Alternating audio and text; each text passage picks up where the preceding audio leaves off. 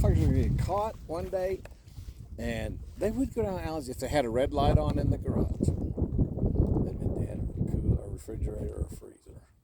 And that's where they would stop. I never heard of that.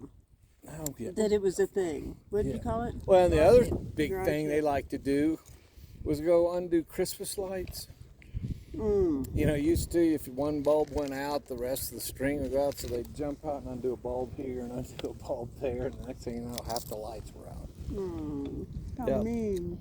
I never did it once. Was I in the car when it was done? Yes. Just like mailbox beaters. I never did that once, but these kids in Oklahoma. One thing I ever did is we went around and did our haunted house hunts. We'd go through abandoned houses and. I never went to one at night. Only went to one during the day. But with Oh Mogi, God, no, there's no fun in the day. Well, we went and found one in the day. Somebody took us out there. South Preston. It was the one that had the coffin and stuff. Yeah, the coffin. Yeah. And then one night we were out riding with Mogi and we went to that. There was a cemetery, and I think it's near Bentry, where Bentry is now. There was an old Episcopal church, and that's where, actually, I went to that old Episcopal church. That's where Sharon's mom's funeral was. And Mogi's like driving, and you know Mogi. There's a ghost. There was a ghost. I swear, a ghost just ran. It was like. I never knew you rode the car with Mogi. That's a scary thought. He drove. Yeah. That was even scarier. And we were driving on these dirt roads.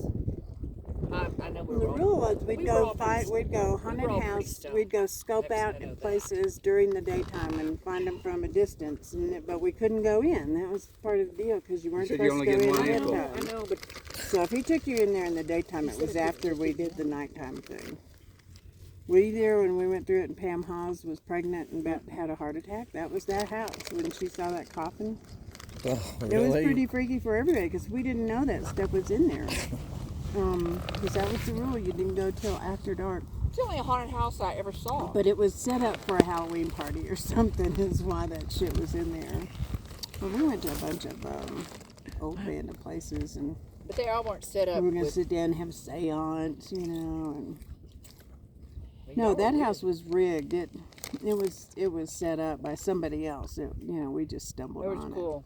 Yeah. God, when I was a kid growing up on Metters Lane, they had haunted houses at people's houses. I mean, these were like you went into their house, usually through something to get into their backyard, and they would have a haunted house back there. I mean, that was... Judy did it. Yeah, well, I don't know if she had them in their house. I never went to anybody's haunted house. Only the ones that were like set up for the school or something like that. No, but that one was like middle of a field, and it was an abandoned old house. And the others, we didn't go for Halloween or something. We just went for the scare factor to scare the shit out of ourselves. Yeah, it wasn't like anything was operated by anybody. No, It was no. you found this old house on some property, and you just We just go to walk through it in the dark. Meanwhile, somebody takes a sledgehammer and hits kids in the head. Remember one time we were following, must have been Kyle. I want to say Kyle and Blake, but it seemed like somebody else.